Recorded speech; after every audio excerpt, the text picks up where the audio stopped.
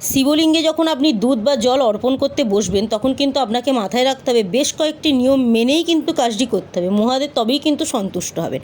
ওম নমঃ শিবায় এই মন্ত্রটি যদি আপনি জল বা দুধ বা পঞ্চামৃত ঢালার সময় মহাদেবের শিবলিঙ্গে 108 বার অথবা 28 বার জপ করতে পারেন ভক্তি ভরে, তাহলে কিন্তু মহাদেব অত্যন্ত সন্তুষ্ট হন। তবে বসার সময় কিন্তু আপনার মাথায় রাখতে হবে পূর্ব দিকে মুখ করে আপনি শিবলিঙ্গে জল ঢালতে বসবেন না।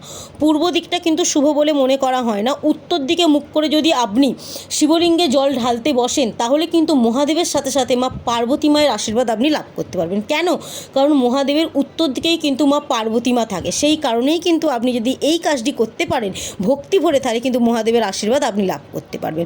শুধুমাত্র তাই নয়, আপনি যদি জীবনের দীর্ঘায়ু লাভ করতে চান, জীবনের সুখ শান্তি বা আপনার পরিবার যাতে সুখে থাকে সেই নিয়মগুলো পালন করতে পারেন, তার জন্য কিন্তু আপনাকে মহামৃত্যুঞ্জয় মন্ত্রটি 108 বার অথবা 28 বার জপ করতে হবে।